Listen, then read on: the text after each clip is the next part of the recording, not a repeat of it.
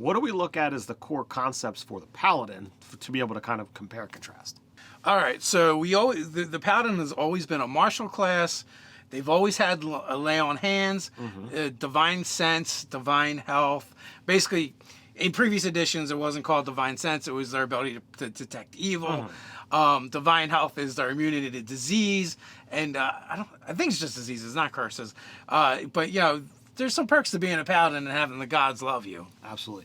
We all right now are in 5th edition. The Divine Smite is a major staple of why players are playing paladins, at least from our experiences. And then also with that martial aspect, they're going to get a fighting style. Yeah, they get divine auras in 5e across the board, so that seems like a big deal for them now as well. They also get their channel divinity, which can be used for their own paladin options. That's based on their subclass. Yeah, so channel divinity across the board in 5e is you either get to use your subclass feature for it, or you get to turn undead. Paladins have always turned undead since the very beginning, so that's also been a staple of theirs. With that in mind, I don't think they're going to lose Channel Divinity because that's kind of how the cleric is turning undead now.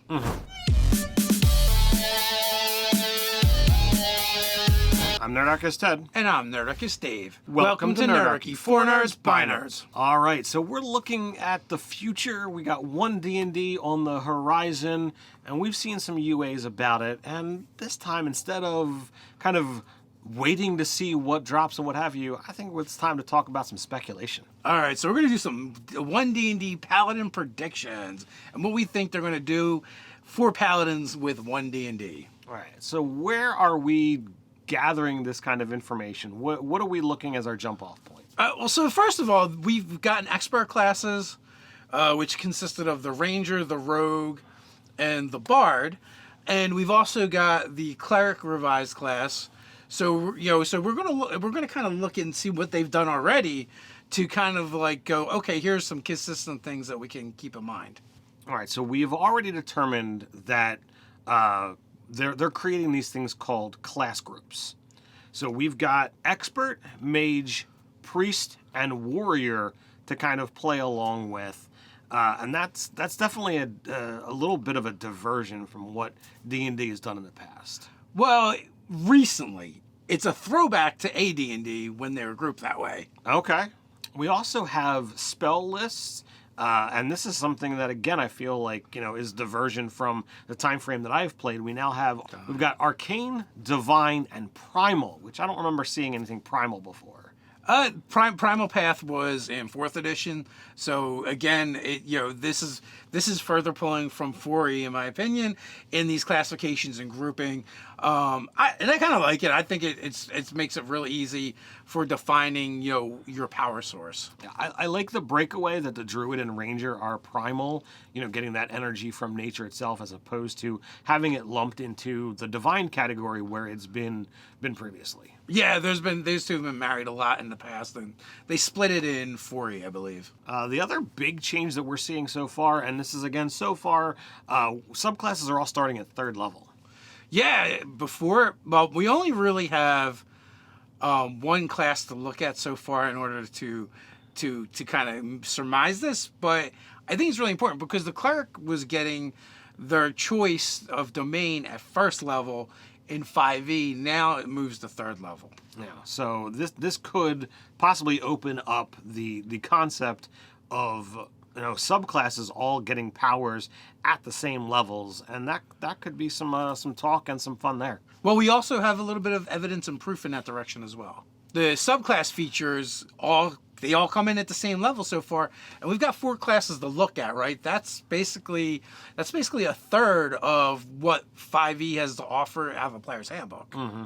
So if we get 3, 6, 10, and 14 as a straight across the board, that could open things up for prestige classes or some other things, and also allows for mechanically the concept of subclass powers can be balanced across all groups, because you don't have to worry about whether or not this one gets it here and this one gets it here. They all get it at the same time. Yeah, so 5e did try to bring back prestige classes from 3rd edition, but what I was told by one of the designers was It didn't work because the character classes all got their subclass features at different levels, which made it really wonky and hard to balance.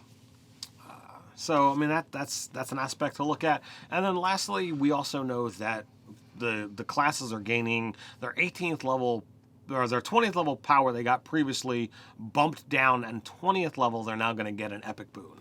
Yeah, so they all seem to get it at 18th level, that Uber ability, and now at 20th level they get the epic boon, which is kind of cool because who really gets the 20th level anyway? So they get that capstone feature to maybe get to use for a couple levels, and then they get an epic boon on top, which, we've talked about them before. They're not all created equal. Some are much better than others. Indeed. All right, so that takes the bulk of knowledge of what we know about 1D&D. What do we look at as the core concepts for the Paladin to be able to kind of compare and contrast? All right, so the Paladin has always been a martial class. They've always had a lay on hands, divine sense, divine health. Basically, in previous editions, it wasn't called divine sense. It was their ability to detect evil.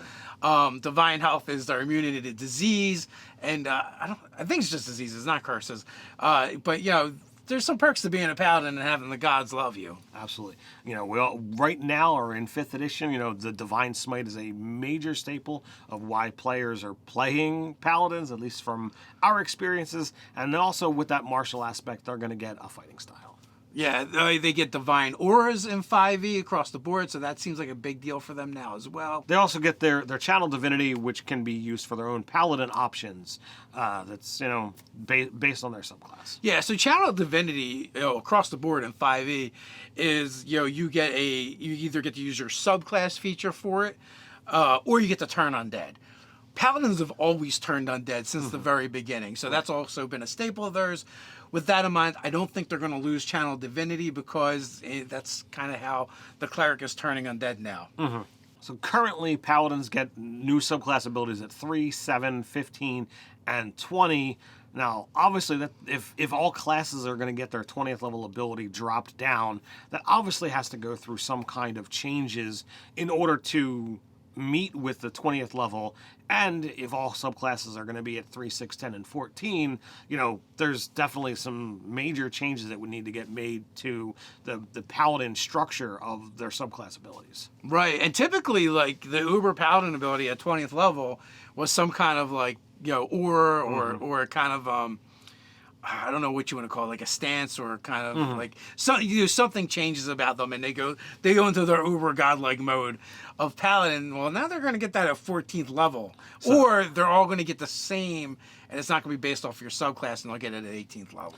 So with the change of moving this 20th level ability down and getting this epic boon, I really feel that in order to fit the 3, 6, 10, 14 as a prediction, that this transformation is going to have to get removed from the subclass and be put into the core class ability, which means that we're going to see a whole bunch of new potential options, and not only options within the subclass itself, but the options of how the class ability is done. And I think the way that the divine is already being treated when we see cleric that's the concept of these holy orders. So maybe paladin is going to have something along that, like maybe a holy order or a knighthood that goes along with what these choices mean. Okay, so you're going with their uber ability is going to be switched from subclass to core class. Now, I will point out, though, for the Life Domain Cleric, their uber ability was just lowered to 14th level, and they just got it a lot sooner, but they ratcheted down a lot of the other abilities in the power scope. So it's also a possibility that they just get it sooner, and it's not as awesome as it used to be. But it's a possibility. Well, I can say for sure one of the things I think we know is the prime stat is going to remain charisma. Yeah, I mean, there's a lot of core staples that we can speculate that that they're going to have the good saves of wisdom and charisma, getting one good save, one not good save, to kind of fit the theme that is what a paladin can do. we know that they're going to fit the typical structure of getting access to skills, the armors, the weapons, the shields. I feel that still is going to fit within the typical realm of where a paladin is. Yeah, they're not skill heavy. They're only going to get 2. All right, so you got one that you feel that the Divine Smite has been such a big staple. What are your thoughts there? I think it's still going to be part of the course. I think there's still going to be part of the core class feature. They're going to get it. I think they're going to get it sooner. And my speculation is the Ranger gets their spellcasting at first level now, not second level. So I think all the half casters are going to start off casting at first level. So they're going to give them access to Divine Smite right in the beginning. You think it's going to be level 1? Wow, that's huge. And seeing that kind of change with Paladin could be a big deal. Well, it could be, but they're still limited. They only get so many spells a level. That's true. So that would push their fighting style, I think, back to second. I think they're still going to get their fighting styles second, and also fighting styles are different. Their feats now, based on your grouping, maybe. But they're probably going to get it at second, and also. We saw something in the cleric, and I think paladins are going to get something very similar.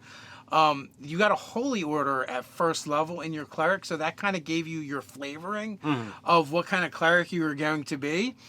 And I think paladins are going to get something similar, if not the same exact feature. The holy order, you got to basically choose whether you were martial, whether you were spellcastery, or whether you were skill based, and those kind of things are very nice chunk of how do I orient this particular type of cleric. And I think it'd be very easy to drop that same kind of thing onto a paladin, whether you call it a holy order and give that exact set or structure, or whether you call it like a knighthood or knightly order and give them a similar set of options as what kind of paladin are you? Are you a goodly paladin? Are you a lawful paladin? Are you a chaotic paladin? Whatever piece of the puzzle that they want to structure them differently. Now, we also know that they're probably going to get a channel divinity. The question is, what level is their channel divinity going to be at, and what is it going to look like? I think their channel divinity is also going to fold in lay on hands, as opposed to it being a separate ability. It might work similar to how it did, but the number of uses, I think, is going to be based off of your channel divinities, and they're going to get a turn undead, and then they're also going to get their lay on hands ability. That is a bold prediction. I was looking at this, and when we look at the channel divinity, it's not like the 1 or 2 that they were getting before. Clerics can do their channel divinity equal to their proficiency modifier. So this is more uses that we see over the course of a given day. Depending on how often you short rest. Sure. Because you get your channel divinities back on a short rest. But if you were to kind of incorporate that same aspect into the paladin, then the paladin could potentially use their lay on hands multiple times. Maybe it does it as opposed to like a certain amount, and it's just a pool. Maybe it's a set, based off of your level, and like, okay, well, I can heal 5 times my level, X number of times a day, and that could potentially lower or increase the amount of healing that they do. Well, one of the things that paladins in 1D&D are going to get that they've never gotten before until Tasha's Cauldron of Everything, and that also requires trading in your fighting style. That's feats. They're going to get them at first level, or not feats. That is cantrips, and they're going to get them at first level. Yeah, when we're seeing some of that spellcaster progression, it's definitely the possibility that we see cantrips happening with these other classes. So I think it's going to be kind of interesting, and you don't need to sack that fighting style to get it. Yeah, all you have to do is look at Ranger, and that's basically going to be your progression for spells. Except for instead of pulling from the primal list, they're going to pull from the divine list. So we're pretty sure that, as long as the extra attack, kind of remains the same across the board, Paladins definitely, as a martial class, are going to qualify for that. And if the Ranger is any indication of what's going to happen, any foreshadowing, then we kind of know 5th level extra attack. We know that auras are going to have a at higher levels ability tacked into when you get them, as opposed to becoming like a secondary thing, or like because you've gained this level, you now have this expanded aspect. So they're doing away with the literally listing it again at the higher level. It just gets tacked in when you get it. Yeah, if you look at the Bardic Inspiration, they kind of do it there. So we're not going to see the repeat under the class feature sections, because you're going to get the class feature at whatever level that you get it at, and then there will be like a sidebar or sections just letting you know once you hit this higher level for the basically it's a 10-foot radius now when you first get it, and then that's probably going to stay the same. And then it goes to 30 feet when they get to a much higher level. That's probably going to happen as well. Right. So then we're going to speculate, since we've seen Cleric and the subclass of Life, the core Paladin that I feel like, gets played the most, or is the more iconic. I feel that when we do get the UA, if you want to call it that, the One D&D playtest for Paladin, it's going to have the subclass Devotion. Yeah, absolutely. Like that, to me, that's the most core Paladin-y of all of the subclasses, and they're doing that with all of the classes that we've seen across the board. We've seen 4 of them: Life for Cleric, Hunter for Ranger, Lore for Bard, and Thief for Rogue. So, I mean, it's got to be Devotion. It's got to be Devotion. So those are our ideas. Those are our thoughts, our speculations, if you will. Call it right, call it wrong, call it what you will. If you like this video, others like it, as well as all the great content you can find over at nerdarchy.com, why not come check us out on Patreon and support us over there. Articles like transforming world-building lore into a new 5e D&D Paladin Sacred Oath. But hey, that's not the only way that you can help out Nerdarchy. Why not come check out Nerdarchy the store and get some of our great products? Products like the Dark Path's Forbidden Library. In a hidden library miles below the ground in the city, a librarian collects books slated for burning, missives never meant to see the light of day. A small complex and vault of secrets. Those who know of the Forbidden Library are few, and those who have been inside even fewer. Included within is an adventure scenario for 4 4th through 5th level characters, 5 new creatures, including the Library Drake, a new variant familiar option, 2 new subclasses, the Fire Dancer and Oath of Secrets, and 4 new magic items. Let us know what you think One D&D is going to do with Paladins. What are your predictions for the Paladin of One D&D? Put them down in the comments and share them with the Nerdarchy community. While you're down there, don't forget to like, share, subscribe, click on that notification bell. You know you want to. Quick reminder, we drop several videos a week, so come on back. But you can't wait till then? No worries, we got you covered. Up here you can check out One D&D Cleric Revised. So until next time, stay nerdy.